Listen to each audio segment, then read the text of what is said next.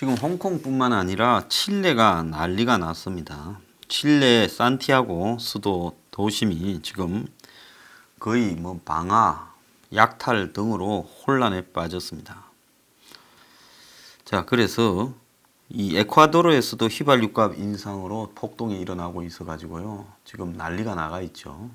레바논에서는 온라인 메신저 프로그램에 세금 붙인다 했다가 또 난리가 났습니다. 이집트, 이라크, 튀니지 등에서도 지금 이 경제난 때문에 난립니다. 이라크에 지금 데모가 아주 매우 심각하게 진행되고 있습니다. 자, 남미가 그래도 미국식 모델을 받아들여서 가장 경제가 자유화되었다 하는 나라가 지금 칠레입니다. 그런데 이 칠레에서 고작 한 50원 정도 지하철 요금 올린다고 지금 난리가 나버렸어요. 이 이유는 빈부격차 양극화가 칠레의 번영이라는 배경에 워낙 심각하게 깔려 있었다는 겁니다. 그러니까 우리가 상투적으로 어떤 나라를 재단해서 이야기하는 속에서 실제 그 나라의 내면에 깔려 있는 문제들이 다 외면됩니다.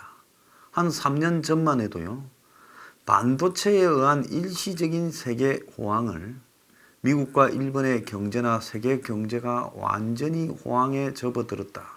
2017년에. 그래서 문재인이 참 운도 좋다. 그렇게들 경제 전문가라는 사람들이 이야기하는 걸 보고 제가 학을 뗐습니다. 일본이나 미국 경제가 그는 그때도 매우 위태롭다고 생각했고, 이 몰핀이라는 재정 확장에 의해서 유지되어가는 경제라고 생각을 했습니다. 지금 칠레의 저런 폭동은 그야말로 칠레 현 정권이 신자유주의적인 정책을 계속 펼치면서 복지를 줄이고 긴축, 민영화를 해왔습니다. 자, 그런데 그 칠레 대통령이 고급 식당에서 밥 먹는 사진이 공개되자 대중들이 분노하고 있다가 이번에 지하철 요금을 올리면서 그럼 구실에 불과했다는 거예요. 거의 폭동이 일어나 버린 겁니다. 칠레의 지하철 요금이 한국하고 비슷한 1370원이래요. 이걸 보면 칠레도 어떤 수준인지 아시지 않겠습니까?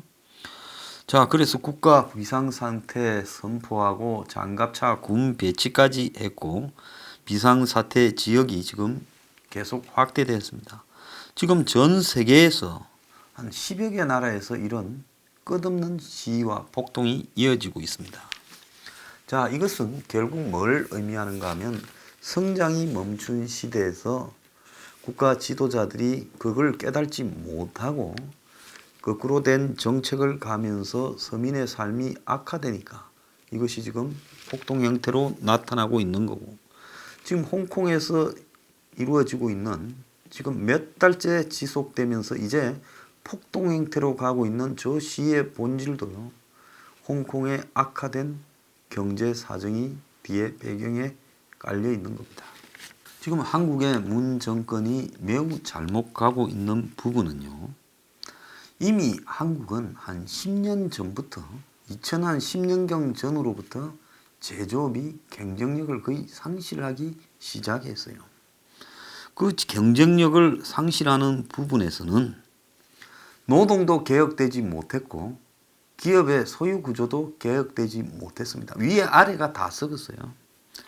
자, 이 속에서 그냥 굴러만 왔던 것이고, 그리고 더 나아가서 한마디로 기업이라는 것이 의사결정도 경쟁력을 높이기 위한 부분에 진정으로 국가에 건의하지도 못했어요. 지금 이런 노조로는 안 된다고 정경련이 왜 말을 못했습니까? 입장을 밝혀야죠. 그런데 아주 비겁한 단체이다.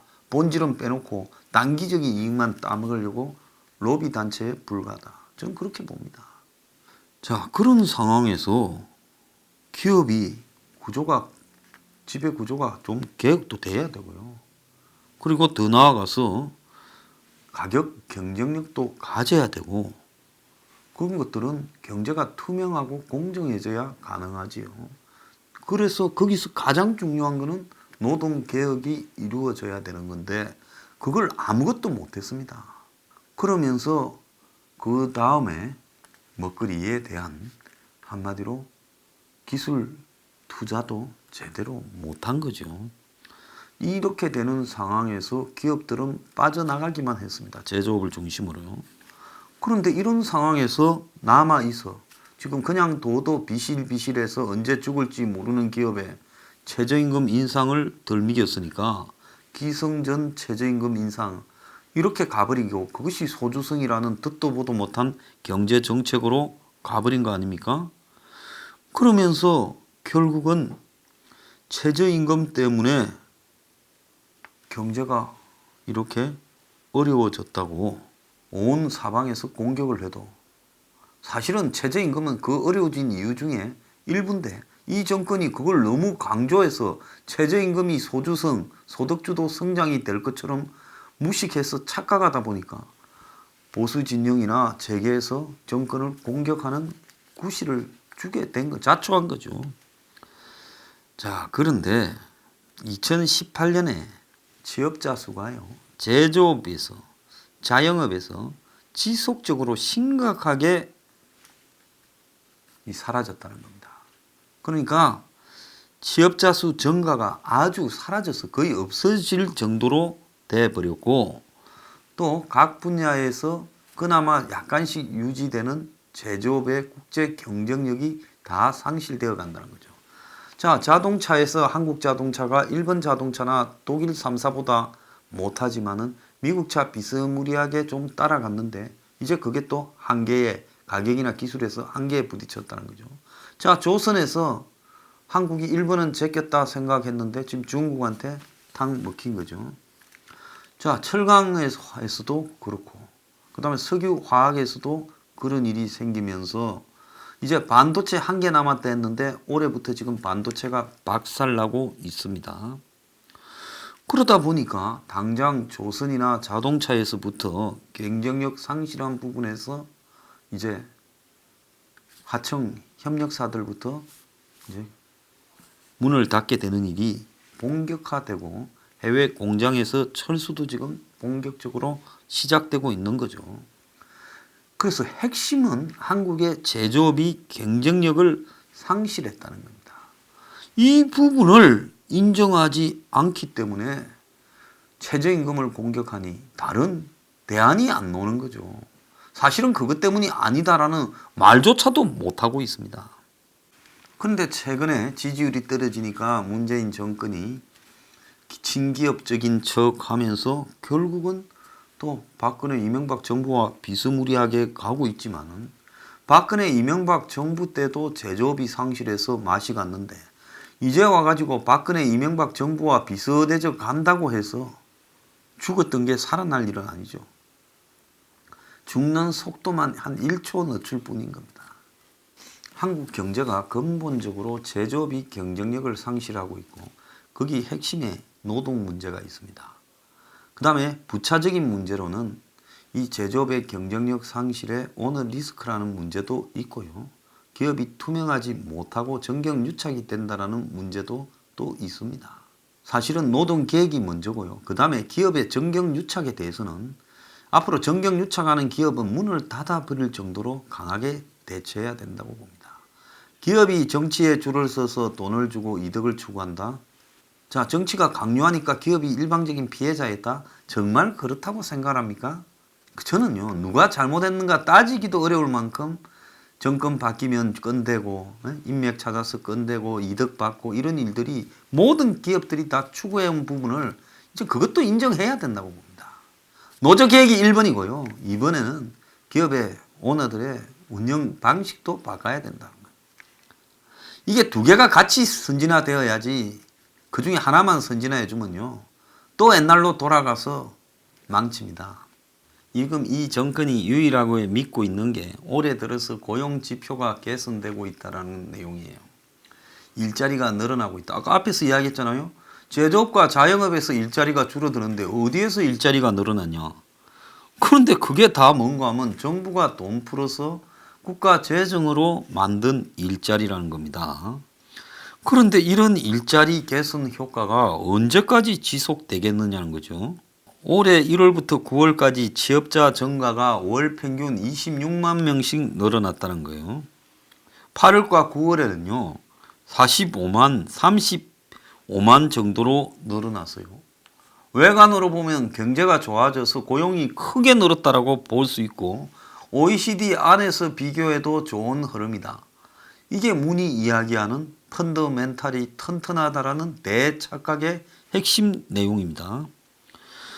한국의 15세 이상 고용률이 60.8%로 OECD 가운데서 30개국이 넘는 OECD 회원국에서 10번째예요. 그럼 상층에 속해 있다? 그 큰 착각이죠. 거기다가 한국과 규모가 비슷한 3만 달러 이상 5천만 명 이상의 인구를 가진 그런 나라들 가운데서는 그런 나라가 7개만 있습니다. OECD 국가 중에. 한국이 두 번째로 높았다. 이제 이렇게 보면 경제 호황이다 하는 문재인의 착각이 맞는 것 같지만은, 자, 이거는 워낙 이 고용이 안 좋은 상태에서 인위적으로 돈으로 고용을 창출하니까 생긴 기저효과, 즉 바닥을 깔았는데 돈을 풀어가지고 고용이 몇십만 명 만들어졌다라고 하는 착각에서 온 거라는 겁니다. 정부가 노인 일자리 사업, 청년 고용 장려금 지급 이런 것들을 통해서 또 보건 의료 복지 서비스업과 5, 60대 중심의 일자리 창출 이런 거를 가지고 고용이 호주로 이어졌다고 지금 내년에는 더 열심히 하겠다고 합니다. 제가 주말에 배선영 교수와 같이 진행한 경제 토론에서도 이런 식으로 국가의 돈을 낭비적으로 쓰게 되면 그것이 또 다른 부정적인 효과를 만들어내어서 전체 경제를 망치는 데 일조할 수도 있다. 이렇게 말을 했지요. 그런데 이렇게 정부 돈을 직접 풀어서 하는 것 외에도 더 넓은 공기업의 정규직화. 이번에는 건보공단이 사기업 소속 콜센터 직원을 본사 정규직으로 1,600명을 이렇게 발령을 지금 하기로 결정했다는 겁니다. 자, 웃기지요. 사기업의 정규직 직원을 무더기로 시내 직장인 공단에 정규직으로 소속을 바꾼다는 겁니다. 공공기관의 비정규직에 정규직화라는 문재인의 요구가요, 이렇게 왜곡될 수 있다는 겁니다. 자, 이렇게 하다 보니까 민주노총은 건보공단의 정규직 전환 같은 방법을 이용해가 노조원을 계속 늘리고 있어요. 이렇게 이제 되면 다 누가 해줬어? 민노총이 해줬다. 다 민노총에 들어와. 그래서 민주노총이 문정권 출범할 때만 해도 80만 명이 못 됐어요. 79만 6천 명의 조합원을 데리고 있었는데 올해 4월에 101만 4천 명까지 갔다. 20만 명하고 22만 명 정도가 늘어났어요. 민주노총이. 기가 찬 일이 아닙니까? 건보공단이 문재인 케어로 지금 수조 원의 적자가 생기고 있고 작년만 3조 9천억 적자를 냈는데 여기 이사장이라는 사람은 정권에 그냥 편성해서 적자 나면 회사 쌓아놓고 가면 되고 나는 수억 월급 받고 이따 집에 가면 되고 나중에 쌓인 빚은 내가 알 바 아니다라고 민간 기업에 정규직 직원으로 있던 위탁회사, 그러니까 건보공단에 전화 걸면 콜센터에서 전화 받는 사람 전부 정규직으로 해줬다는 겁니다. 그러니 지금 청년 채용을 갖다가 해야 되는 그런 공공기관들이 비정규직 제로를 맞추려고 무리하게 정규직을 이런 식으로 하다 보니까 청년 채용을 정작 늘리지 못해서 이런 공공기관에 시험 치고 들어가려고 하는 청년들이요, 지금 일자리가 상실되고 있다는 겁니다. 공공기관들의 청년 채용 그거 미이행 사유 자료에 보면 전국의 477개 공공기관 중에 80곳이 정원 3% 이상 청년을 의무 고용하라 했는데 규정을 못 지켰대요. 그 이유에 대해 상당수가 비정규직을 정규직으로 하다 보니까 부담이 크게 늘어서 새로 고용을 할 여력이 못 된다라는 겁니다. 인건비도 모자라고 그래서 재원이 부족하니까 못 뺀다는 거예요. 이 과정에서 재미를 본 거는 시내 직장인 민노총. 자, 비정규직을 공기업에 정규직으로 해주니까 비정규직을 위탁회사 자회사에 있던 사람을 공단의 직원으로 해주니 얼마나 민주노총에 다 고마워하겠습니까? 그러니까 너도 나도 기종 노조가 되고 싶어서 민노총에 다 가입하는 거예요. 그러면 안 된 거는 민노총이 나서서 쪼으니까 해주거든요. 자, 이러니까 민노총이 완전히 요즘 배가 불렀습니다. 민노총 조합원이 늘어난 부분에 35%가 공공 부분에서 비정규직에 정규직화를 해주니까 늘어난 겁니다. 참 기가 찬 부분이고요. 문 정권 들어서 공공기관의 직원이 6만 5천 명이 늘었고요. 인건비가 3년 새 2조 5천억이 올라갔고 순이익은 다들 반토막이 되고 여기에 기관장들은 다 성과급만 챙기고 도망가 버렸다고 합니다. 이러다 보니 그러면 건강보험공단에 정규직 원래 정식으로 들어와서 노조에 가입했던 사람은 속으로 부글부글 끓고 있는 거죠. 나는 죽으라고 몇 년 시험 쳐서 들어왔는데 죽은 뭐냐. 이런 식으로 가면 이제 노조 탈퇴하겠다 소리까지도 나오고 있습니다. 나라 꼬라지. 이게 뭡니까? 이게 합법적 불공정성의 대표적인 거 아닙니까? 누가 이걸 조장하고 있어요? 자, 올해 10월 달에 지금 수출이 1일부터 20일까지 한 달이 아니라 20일간 수출이 작년 10월 1일부터 20일까지에 비교하면 20%쯤 줄었다고 합니다. 그런데 지난 10개월간 평균적으로 줄은 게 한 마이너스 10% 정도인데 그런데 지금 연말이 다가올수록 더 심하게 지금 수출이 줄어가고 있다. 그러니까 수출이 지금 줄어들고 있는 폭이 갈수록 더 심해지고 있다라고 지금 봐야 됩니다. 그러니까 연말에 가서 성장률이 2%요. 지금 2%라고 하고 있죠. 연말엔 그것보다 뚝 떨어질 수밖에 없다. 이거는 한 달을 내면 더 늘어나 마이너스가 커졌을 거고 11월은 더 커지고 12월은 더 커질 거라고 보고 있습니다. 여기에 비해서 국가에 돈이 지출되는 재정지출 증가율은 3년째 성장률의 2배가 넘는다는 겁니다. 그러니까 2% 성장하면 국가 재정지출 넣는 거는 4%. 3년째 지금 이 짓을 하고 있다는 거예요. 그래서 2018년 결산에서 2.2배, 올해 결산에서 3.6배까지 될 거다. 내년에 얼마 될지 지금 의문입니다. 그러니까 정부가 지금 경제 정책의 실패를 제일 손쉬운 국민 세금으로 틀어막고 있는데 이런 거는 경제 위기가 발생했을 때 위기를 극복하기 위해 국가가 돈을 풀어서 극복할 때나 볼 수 있는 현상입니다. 근데 복지를 갖다가 국가 채무를 넣어서 빚을 내서 복지를 갖다가 메꾼다. 이게 언제까지 가능하며 국민들한테 안 물어보고 이렇게 마음대로 할 수 있냐는 겁니다.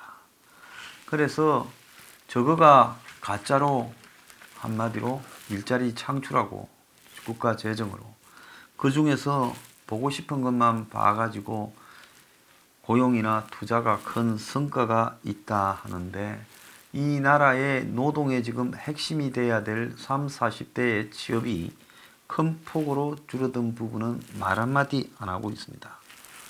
자, 이제 직장 괴롭힘을 했다고 회사 오너가 감옥까지 가게 될 수도 있다. 이 부분에 대해 외국 경제 단체들이 비판을 합니다. 저는 이거는 옳은 소리라고 봅니다. 직장의 괴롭힘을 가지고 형사처벌요? 참 웃기고 앉아요.